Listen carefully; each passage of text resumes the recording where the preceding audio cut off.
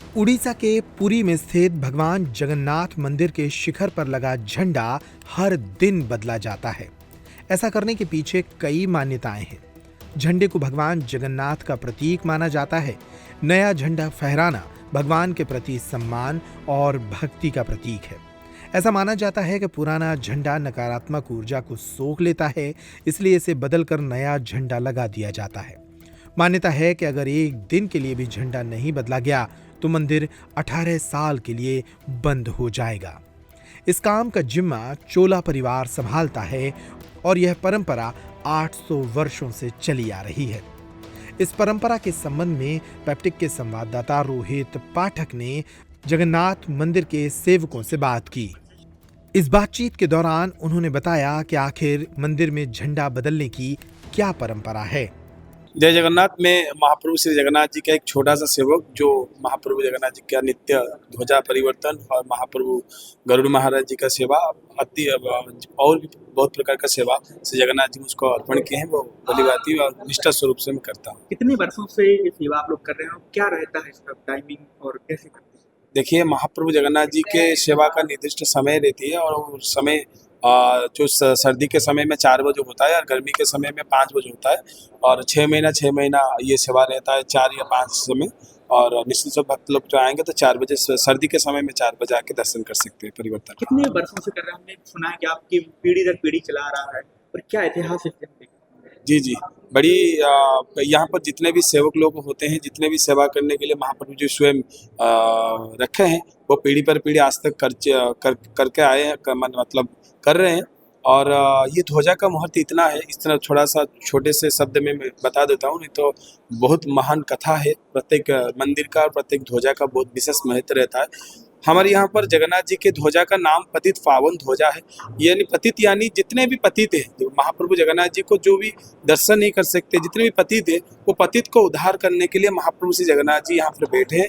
दोनों हाथ को ऐसे आप देखेंगे, जगन्नाथ जी जैसे आप दर्शन करोगे तो दोनों हाथ को बाहु को दोनों हाथ को खोल के बैठे हैं, क्योंकि महाप्रभु जी गीता में बोले सर्वधर्माणं परित्यज्य मामेकं शरणं व्रज अहं तं सर्व पापेभ्यो मोक्षयिष्यामि मा। महाप्रभु जी स्वयं कहे हैं, तो इसीलिए सब कुछ छोड़ के आप मेरे पास आ जाइए, मैं हर कष्ट से आपको मुक्ति करूंगा, मैं हर दुख से आपको दूर करूंगा, मैं सब कुछ आपको भुला के सबको मतलब आपको पास में कर दूंगा। ऐसे ही महाप्रभु जगन्नाथ जी के चरित्र है और ऐसी महाप्रभु जगन्नाथ जी का महत्व है। यदि इसीलिए आदिगुरु शंकराचार्य बताए हैं, रसानंदो राधा सरस आलिंगन सुख। महाप्रभु यहाँ पर आलिंगन सुख देने के लिए बैठे हैं, इसीलिए भक्त लोग आते हैं आलिंगन सुख पाने के लिए। महाप्रभु जी दोनों हाथ को ऐसे रख करके सबको आलिंगन सुख देते हैं। हमने देखा है जो झंडा रहता है इसकी लंबाई काफी रहती है और अलग अलग कलर के झंडे ऐड रहते हैं, उनका क्या मानना है? विशेष 3 कलर की होती है। पीतवस्त्र अथवा पीतवस्त्र महाप्रभु जगन्नाथ जी अति प्रिय है, और सफ़ेद कलर का जो होता है बलदेव जी के हैं, और रेड कलर का जो होती है वो देवी सुभद्रा माई जी के हो। तीनों कलर चढ़ती है। और ये विशेष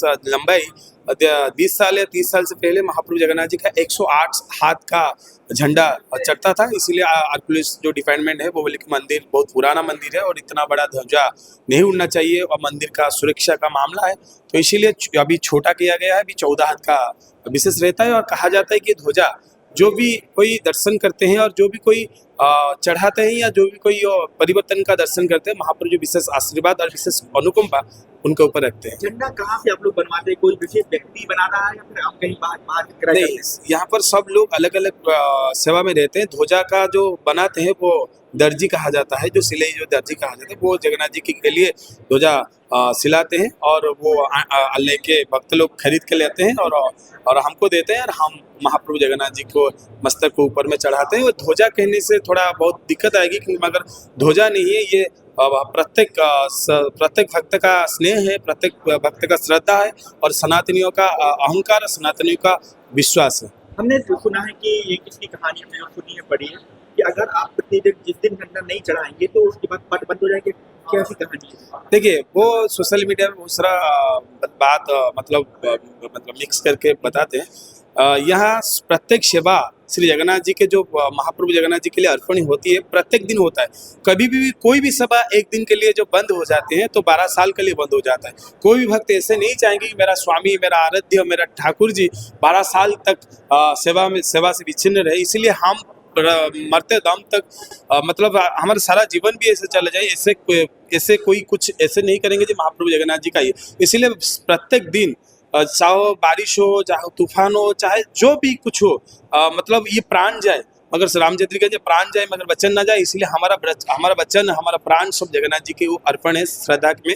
तो इसीलिए सब जो भी हो, बात्या हो, साइक्लोन हो या जो भी तूफान हो, हम उसी समय में महाप्रभु जगन्नाथ जी के लिए प्रस्तुत होते हैं और सेवा समर्पण भाव से करते हैं। झंडा चढ़ाने का काम आप ही के परिवार का या कोई भी चढ़ा? नहीं, कोई भी चढ़ा नहीं सकता। हाँ, भक्त लोग दे सकते हैं उनका श्रद्धा के हिसाब से, मगर सेवा का जो अधिकारी होते हैं महाप्रभु जी हमको अधिकार देते हैं। मंदिर का जो चढ़ाने का अधिकार जो होते हैं प्रभु जी हमको दिए हैं और उनका विशेष कृपा से। और जो भक्त लोग चाहे तो महाप्रभु जगन्नाथ जी को कोई अर्पण करने के लिए कोई आते हैं ना, इसलिए तुलसीदास जी आए थे, कोई प्रभु जी को दर्शन दिए थे।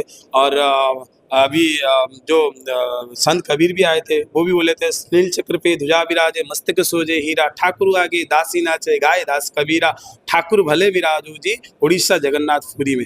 इसलिए बड़े बड़े संत महात्मा आए थे। तो आदिगुरु शंकराचार्य भी जो प्रथम महाप्रभु जगन्नाथ जी को दर्शन किए थे, वो भी बड़ी बड़ी ग्रंथ रचना किए हैं। तो जगन्नाथ जी के विषय में हम तुच्छ हैं, उनके विषय में कुछ बड़े नहीं बोल सकते, मगर इतना बोल सकते हैं महाप्रभु जगतरनाथ जगन्नाथ सबका नाथ है, इसीलिए महाप्रभु श्री जगन्नाथ। एक छोटी सी बात और जो चक्र हमने देखा है, ऊपर चक्र लगे हुए, उनका क्या ध्यान? देखिए, महाप्रभु जगन्नाथ जी के जो चक्र हैं वो नील चक्र कहा जाता है, और सुदर्शन महाराज जी का जो प्रतिरूप महाप्रभु जी जो अस्त्र आयुध धारण करते हैं, नील चक्र और चक्र नारायण भी कहते हैं।